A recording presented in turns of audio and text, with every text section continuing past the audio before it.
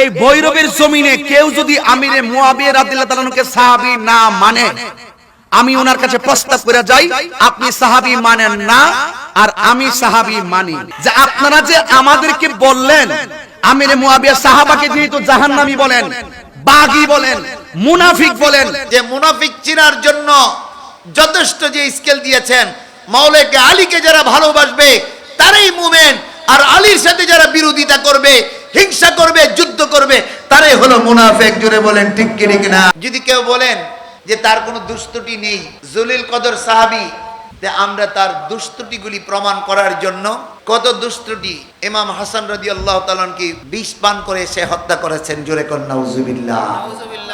মাওলা আলীকে যারা হত্যা করেছেন, আব্দুর রহমান ইবনে মালজুম, এই লোক মুয়াবিয়ার দলের একজন সদস্য ছিল।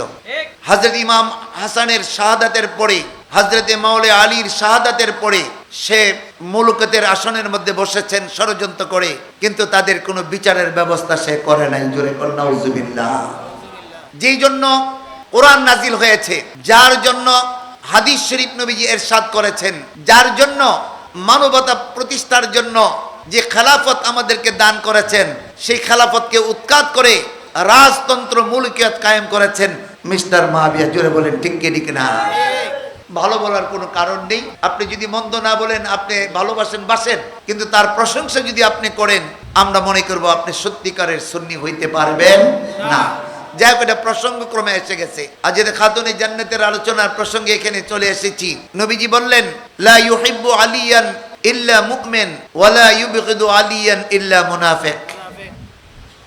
যে আলীর ভালোবাসা ছাড়া, মাওলায়ে কায়নাতের ভালোবাসা ছাড়া কেউ ঈমানদার হইতে পারবে না। যদি আল্লাহর নবীর হাদিস হয়, আমি আপনাদের বিবেকের কাছে আপনাদের একটু জ্ঞানকে একটু চিন্তা করেন। লা ইউহিব্বু আলিয়ান ইল্লা মুমিন, হযরতে মাওলা আলী রাদিয়াল্লাহু তাআলা আনহুর ভালোবাসা ছাড়া কেউ ঈমানদার হইতে পারবে না।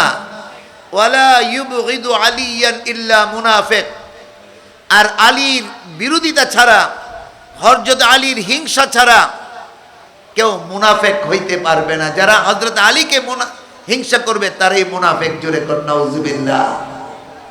হযরত আবী হুরায়রা রাদিয়াল্লাহু তাআলা খুশি হইলেন, আনন্দ করতেছিলেন। নবীজিকে তুমি এত খুশি হইলা?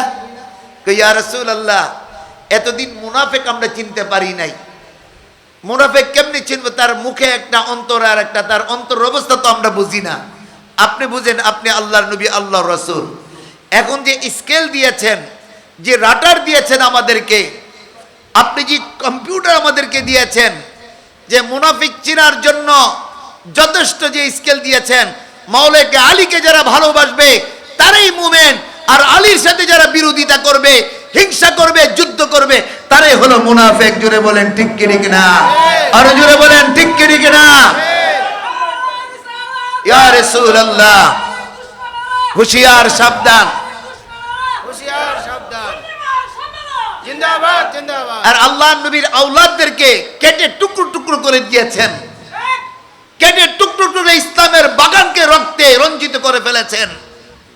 ভাইরা আমার, আর তাদের প্রশংসা করে, আর আমরা বলি তারা হলো আন্তর্জাতিক খ্যাতি সম্পন্ন পিসাব। নাউজুবিল্লাহ বলেন নাউজুবিল্লাহ।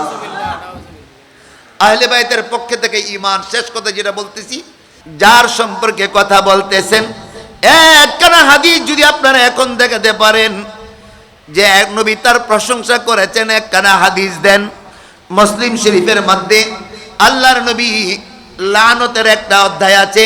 হযরত উলামায়ে কেরামের বিবেকের কাছে আমার প্রশ্ন থাকবে, আল্লাহর নবী ছেলেরা খেলাধুলা করতেছেন, নবীজি গেলেন, গিয়ে বললেন, একজনকে বললেন, মুয়াবিয়াকে ডাকো। কাকে ডাকো? জোরে বলেন, কাকে ডাকো? মুয়াবিয়াকে ডাকো। একজন সাহাবী গিয়ে বললেন, ও মুয়াবিয়া, আল্লাহর নবী আপনাকে ডাকতেছেন। মুয়াবিয়া বললেন, যা বলো। আমি মুয়াবিয়া খানা পিনা করতেছি, আমি খাইতেছি, আল্লাহর নবী কি গিয়া বলো। সাহাবী গিয়া বললেন, ইয়া রাসূলুল্লাহ, মুয়াবিয়া খানা পিনা করতেছেন। নবীজি কিছুক্ষণ অপেক্ষা করলেন, মুসলিম শরীফ না থাকলে আমার গলা কেটে দিবেন, আমার কোনো আপত্তি নাই। কিছুক্ষণ পরে আল্লাহ নবী বললেন, সাহাবীরে মাবিয়াকে আবার ডাকো। আবার সাহাবী গিয়ে বললেন, ও মাবিয়া, রহমতের নবী আপনাকে ডাকতেছে। দ্বিতীয়বার মাবিয়া সাহেব বললেন, আমি খানা পিনা করতেছি, নবীজিকে যাইয়া বলো। আল্লাহর নবী আবার অপেক্ষা করলেন। তৃতীয়বার সাহাবীকে বললেন, সাহাবী রে, মাবিয়াকে বলো আসার জন্য। তৃতীয়বারও মাবিয়া বললেন, যাইয়া বলো আমি খানা পিনা করতেছি, এখন আমি আসবো না, খানা পিনা করতেছি। তৃতীয়বার সাহাবী যায় বললেন, ইয়া রাসূলুল্লাহ, মাবিয়া এখনো খাইতেছে, তার খানা শেষ হইছে না, এই মুহূর্তে সে আসতে পারবে না। আল্লাহর নবী মনে কষ্ট পাইলেন, চেহারা মুবারক কালো করে ফেললেন। নবীজি বললেন, সে খাইতেই থাকো, খাইতেই থাকো, আল্লাহ জানে তার পেট না ভরা, সে খাইতেই থাকো, আল্লাহ যাতে তার পেট আর না ভরে, তার উদুর যাতে না ভরে। ভাইরা আমার, এই হাদিসটা এসেছেন লায়ানতের অধ্যায়, ধিক্কারের অধ্যায়ের মধ্যে। এটা কি আল্লাহর নবী কি সদুয়া করলেন না বদদুয়া করলেন? সদুয়া করলেন না বদদুয়া করলেন? তার প্রশংসার কোনো হাদিস যদি থাকে দেখান, ইনশাল্লাহ আপনি মেনে নেব। আমরা যদি দলিল দিতে যাই, কত দলিল দেব? কত দলিল নেবেন? কত দলিল দেব? আল্লাহ আওলাদে রাসূলকে যে কষ্ট দিয়েছেন, আওলাদে রাসূলদেরকে, সাহাবায়ে কেরামদেরকে যে হত্যা করেছেন, এমন কোন ইতিহাস মাদ্রাসার 9-10 এর ইতিহাসের মধ্যে, ওসমান জিন নুরাইনের ইসলামের ইতিহাস 9-10 এর, তার মধ্যে লিখেছেন কত প্রতারণা, কত জালিয়াতি মাওলানা আলীর সাথে করেছেন।